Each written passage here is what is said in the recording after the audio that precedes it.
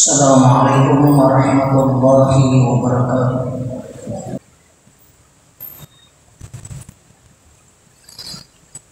Innal hamdalillah nahmaduhu wa nasta'inuhu wa nastaghfiruh wa na'udzu billahi min shururi anfusina wa min sayyiati a'malina. May yahdihillahu fala mudilla lahu wa man yudlil fala hadiya lahu. Asyhadu an la ilaha illallah wahdahu la syarika lahu wa asyhadu anna Muhammadan abduhu wa rasuluh. Allahumma shalli wa sallim wa barik ala nabiyyina Muhammad wa ala alihi wa sahbihi ajma'in. Amma ba'du fa ya ibadallah, usikum wa iyaya bitaqwallah. Ittaqullaha haqqa tuqatih wa la tamutunna illa wa antum muslimun. Ya ayyuhan nasu taqu rabbakumul ladzi khalaqakum min nafsin wahidah wa khalaqa minha zawjaha wa bassa minhuma rijalan katsiran wa nisaa'a. Wattaqullaha allazi tasaaluna bihi wal arham innallaha kana 'alaikum raqiba. Ma'asyiral muslimin rahimakumullah. Puji dan syukur alhamdulillah kita panjatkan kehadirat Allah Subhanahu wa taala atas nikmat, rahmat, taufik dan hidayahnya. Kembali kita bisa memenuhi panggilan Allah melaksanakan ibadah Jumat. Salawat serta salam semoga tercurah kepada junjungan kita Nabi besar Muhammad sallallahu alaihi wasallam, kepada keluarga, sahabat dan penduduk beliau hingga yaumil qiyamah. Selanjutnya mari kita untuk selalu berusaha meningkatkan kualitas keimanan dan ketakwaan kita kepada Allah Subhanahu wa taala, dalam artian berusaha melaksanakan apa yang menjadi perintah Allah. Demikian pula berusaha meninggalkan larangannya. Semoga kita tergolong hamba-hamba Allah yang beruntung, yang akan mendapatkan kebahagiaan di dunia dan kebahagiaan yang kekal abadi di akhirat kelak. Wa tazawwadu fa inna khairaz zadi taqwa. Berbekalah karena sesungguhnya sebaik-baik bekal adalah takwa. Ma'asyiral muslimin rahimakumullah. Sebagai landasan wasiat khutbah pada hari ini, kita simak firman Allah yang terdapat di dalam surah Al-A'raf ayat 43. A'udzubillahi minasyaitonir rajim. Wa nuqu an tilkumul jannatu uristumuha bima kuntum ta'malun. Itulah surga yang telah diwariskan kepadamu karena apa yang telah engkau kerjakan. Ma'asyiral muslimin rahimakumullah. Dari ayat tersebut ada 4 hal, ada 5 hal yang penting kita pikirkan makna yang terkandung di dalam ayat tersebut. Yang pertama, berusaha kita untuk bertafakur kepada Allah Subhanahu wa taala tentang ayat-ayat Allah.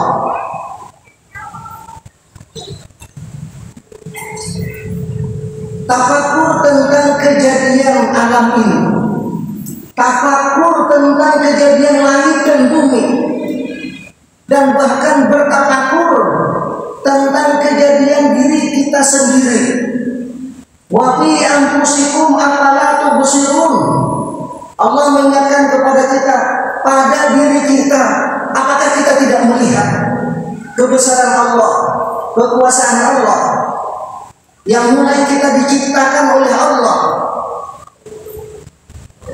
sampai kepada perjalanan kita di ujung kehidupan ini. Bahkan di dalam surah Yasin diingatkan, wa man nu'ammirhu nunakkishu fil khalqi afala ya'qilun. Ketika seseorang dipanjangkan umurnya oleh Allah, maka akan diambil sedikit demi sedikit kekuatannya. Mungkin pikirannya, mungkin tenaganya, Mungkin bahkan semua organ tubuhnya pun berkurang, kesehatannya berkurang. Apakah kejadian itu tidak kita pikirkan? Allah Subhanahu wa ta'ala mengingatkan juga di dalam Al-Quran, inna fi khalqis samawati wal ardh wa ikhtilafil laili wan nahar la ayatin li ulil albab. Pada pergantian siang dan malam, penciptaan langit dan bumi, semua itu adalah merupakan tanda-tanda kebesaran Allah bagi mereka yang mau berpikir. Itulah yang disebut di dalam Al-Quran ulul albab, orang yang betul-betul cerdas. Apa yang dilakukannya? Allazina yazkurunallaha qiyaman wa qu'udan. Dia selalu berzikir kepada Allah dalam keadaan berdiri, berduduk, berbaring. Selalu ingat kepada Allah Subhanahu wa ta'ala. Itulah yang membuat seseorang harus semakin yakin dan semakin ma'rifat kepada Allah Subhanahu wa ta'ala. Yang kedua, tafakur tentang nikmat Allah. Betapa banyak karunia Allah yang sudah Allah curahkan kepada kita. Mulai kita punya rumah, masih remaja, tidak punya apa-apa, bahkan naik sepeda. Tetapi begitu kita sudah menginjak usia 40 tahun, karunia Allah itu sudah kita dapatkan. Punya istri, punya anak, punya keturunan, punya pekerjaan, dan bahkan punya jabatan. Apakah kekayaan itu tidak kita pikirkan dari mana asalnya? Dan Nabi Sulaiman, begitu beliau diberikan kekayaan, beliau berkata, haza min fadli rabbi liyabluwani ashkuru am akfur. Ini semua hanya karunia Allah, bukan karena kemampuan beliau untuk menguji apakah saya bersyukur atau bahkan saya menjadi orang yang kufur kepada Allah Subhanahu wa ta'ala. Maka karunia Allah itu hendaknya kita syukuri dan kita manfaatkan di jalan yang diridhai oleh Allah Subhanahu wa ta'ala. Allah mengingatkan wa qalilun min ibadiyas syakur. Sedikit sekali di antara hamba-hambaku yang pandai bersyukur. Yang ketiga, bertafakur kita tentang pahala dan ganjaran dari Allah Subhanahu wa ta'ala. Allah akan memberikan ganjaran yang sangat besar kepada orang yang beriman, yang mau melakukan amal soleh.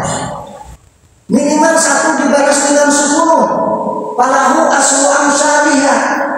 Kita membaca Al-Quran alif lam mim, 3 huruf diganjar dengan 30. Orang yang bersedekah ada yang ganjarannya sampai 700 kali. Masalul ladzina yunfiquna amwalahum fi sabilillah kamasali habbah. Itulah kemurahan Allah. 1 juta dibalas dengan 700 juta. Kalau kita membayangkan dengan akal nurani kita yang sehat sekarang, maka akan betul-betul semangat untuk melakukan infak dan sedekah. Dan itulah yang terjadi ketika orang berada di alam barzakh. Ketika semua balasan diperlihatkan oleh Allah, dia ingin kembali ke dunia. Yang ingin dilakukannya hanya untuk bersedekah. Jamaah rahimakumullah. Yang ketiga, berusaha untuk bertafakur tentang ganjaran surga, kenikmatan surga, bercita-cita untuk menjadi penghuni surga. Yang itu banyak diingatkan oleh Allah di ujung-ujung ayat, bagi orang yang bertakwa uiddat lil muttaqin. Surga itu diperuntukkan bagi orang-orang yang betul-betul bertakwa. Maka balasan surga yang nikmatnya tidak bisa kita bayangkan, tidak bisa kita pikirkan, dan tidak mungkin terlintas di dalam ucapan dan pikiran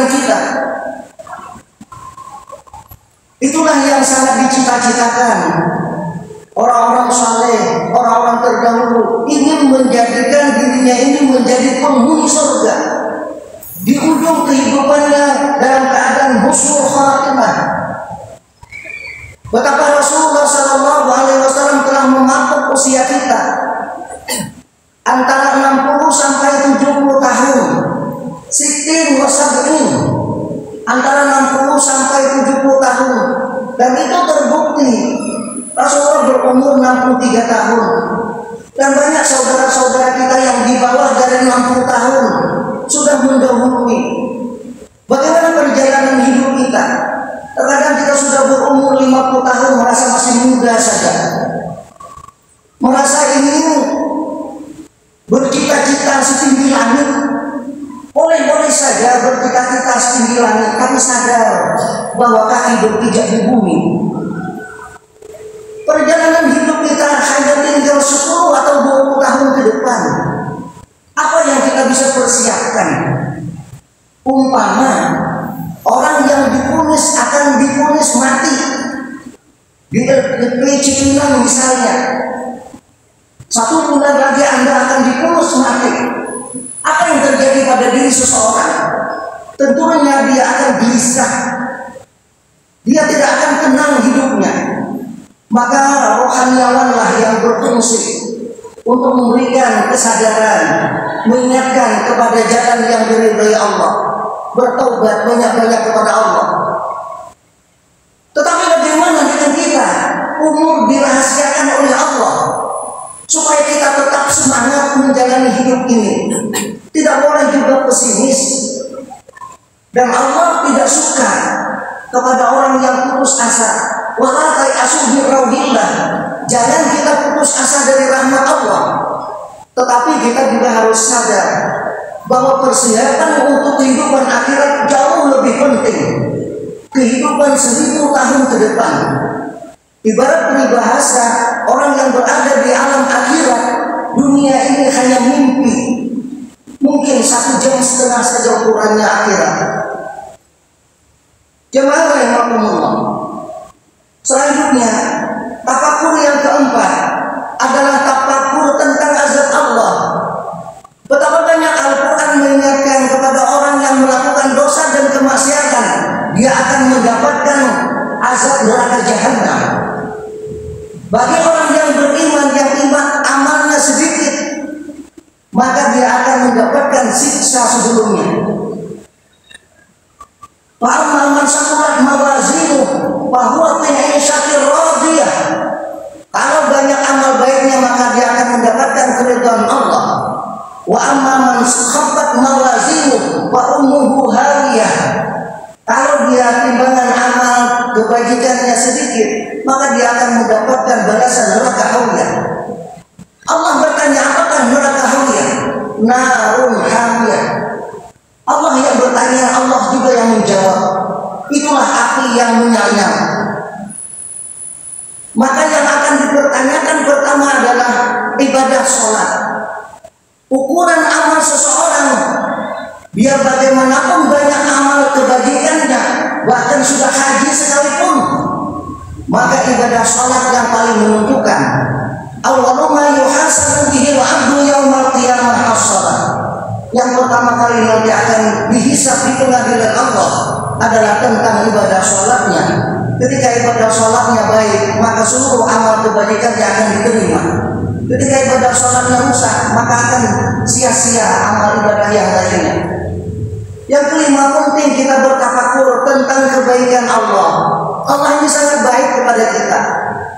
Sifat rahman Allah diberikan kepada semua makhluk Allah, beriman atau tidak beriman, durhaka dan bahkan membangkang hukum Allah, tetaplah dia akan diberi karunia Allah.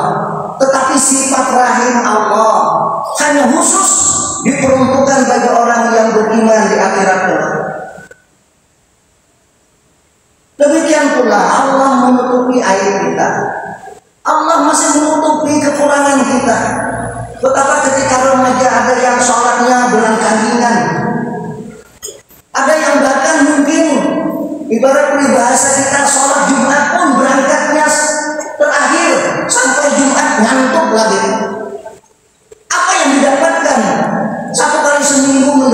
tausiah. Seharusnya Jumat adalah merupakan ukuran seseorang, ukuran keimanan. Dan bahkan Al-Quran mengingatkan, ya ayyuhallazina amanu idza nudiya lis-sholati min yaumil jum'ah fas'au ila zikrillah.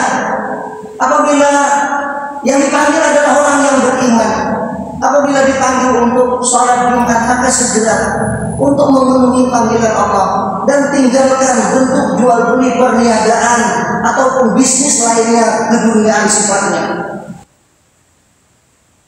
Selanjutnya yang keenam, yang terakhir, yang perlu kita pikirkan adalah betapa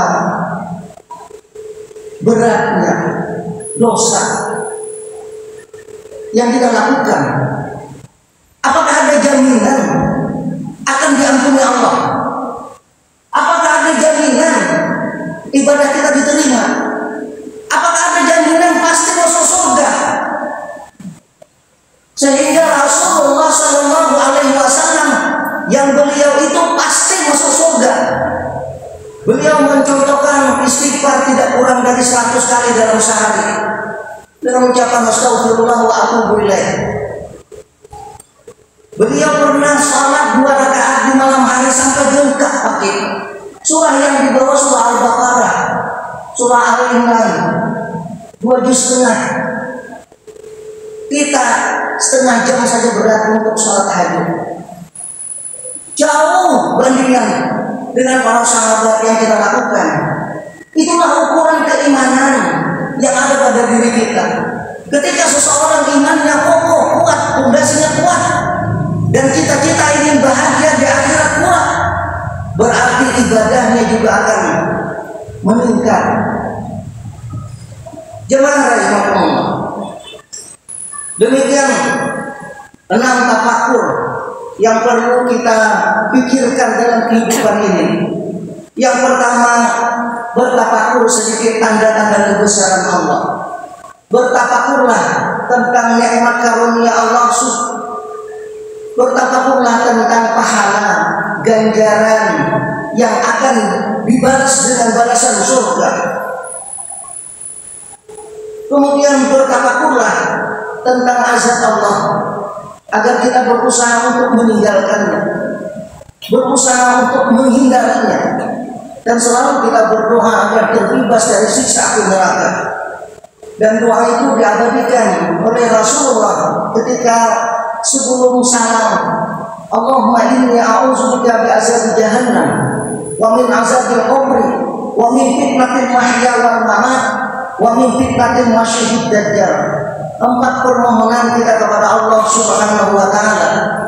Mohon terbebas dari azab neraka jahanam, azab kubur, fitnah kehidupan, dan fitnah dajjal.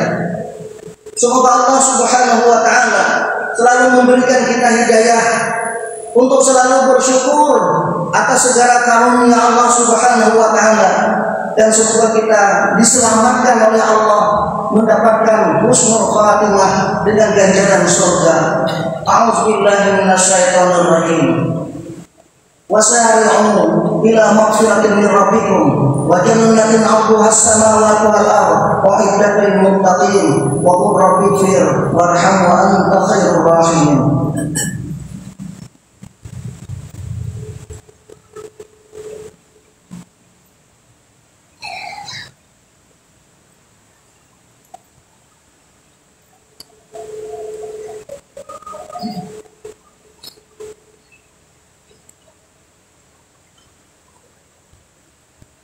Alhamdulillah hamdan katsiran kama amar. Asyhadu an la ilaha illallah wahdahu la syarika lah, irghaman liman jahada bihi wa kafar. Wa asyhadu anna Muhammadan abduhu wa rasuluh, sayyidul khalaiq wal bashar. Allahumma shalli wa sallim wa barik ala nabiyyina Muhammad wa ala alihi wa ashabihi masabihil quran. Amma ba'du fa ya ayyuhan nas ittaqullaha min sima'il lagwi wa fudulil khabar wa antahu amma nahakum anhu hajar wa 'alamu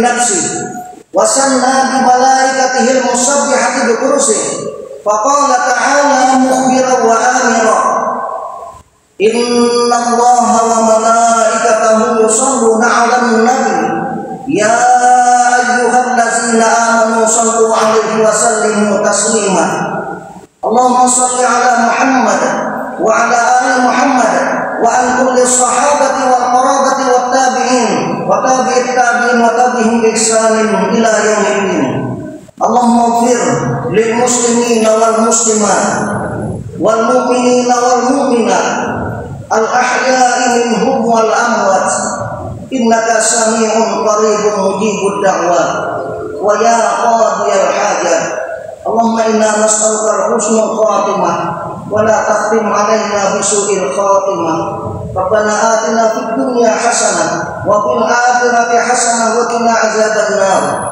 عباد الله إن الله يأمر بالعدل والإحسان وإيتاء ذي القربى وينهى عن الفحشاء والمنكر والبغي يعظكم لعلكم تذكرون واذكروا الله العظيم يذكركم واشكروه على نعمه يزدكم واسألوه من فضله يعطيكم ولذكر الله أكبر والله يعلم ما تصنعون أقيموا الصلاة